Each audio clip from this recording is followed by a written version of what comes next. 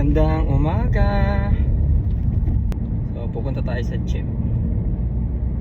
Kasi parang nagbabayad na lang yata ako doon ng membership fee na hindi ko naman nagagamit. Kasi medyo late na ako nakarating sa bahay, tapos pagod, kaya hindi ko na nagagamit pag gabi. So sulitin natin pag weekends. Sayang din yung sayang din yung bayad. Napapansin ko, mas maganda mag-gym sa umaga, yung wala ka pang kinain. As in wala, kahit ininom na kakiwal. Parang feeling ko mas energized ako. Yung parang medyo malakas ka, mas malakas ako kaysa do sa gabi na after mo mag-dinner tapos pupunta ka sa gym. Parang tinatamad, nakakatamad, parang pagod, kasi pagod ka yung katawan mo, di ba?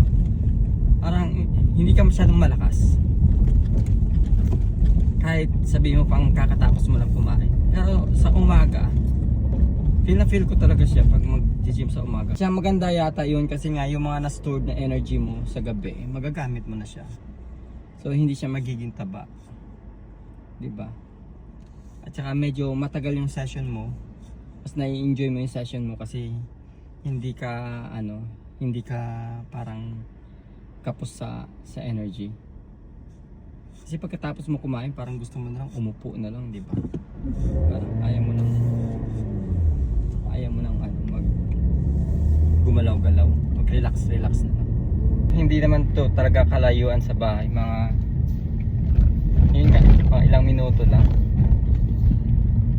At saka maganda pag ganitong oras, konti lang yung tao, hindi katulad sa gabi, puno siya. So dito na ako. Itong gym, hindi ito yung pasosyalan na gym, no? Katulad mga Gold's Gym, mga ganon, mga malalaking brand na mga gym. Local gym lang to. So pero dito mo talaga yung makikita yung mga malalaking tao, yung as in sumasali sa competition, yung mga world's strongest man, mga ganon, as in bulky talaga. Ito yung loob ng gym.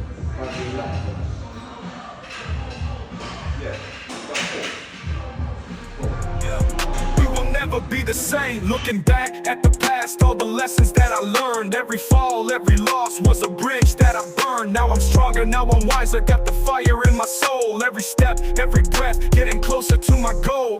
Haters gonna hate, but I keep my head high. Ayun na, tapos na. Sobrang nakakapagod. Kaya hinihingal ako. Pero hindi ako pinawisan kasi hindi ako nagti-treadmill. Ginawa ko lang mga machines lang na upper body. So hindi ako nag-cardio, kaya walang pawis. Gusto ko lang kasi yung upper body strength. So, ito yung lugar na malapit na sa bahay, kasi yung bahay namin is located sa harap ng park.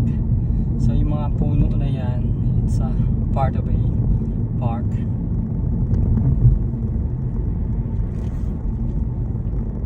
Tapos yung bahay namin is situated right in the middle. Kasi pahaba yung park. So nasa gitna yung bahay namin.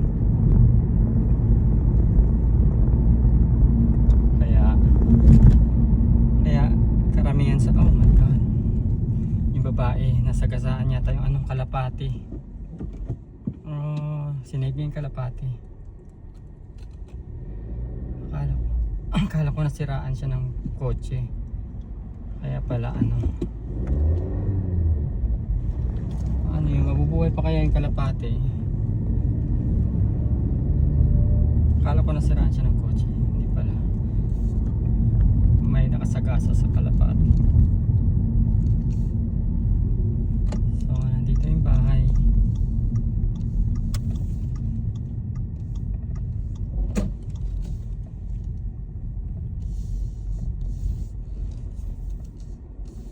Dito na ako. Ayun na.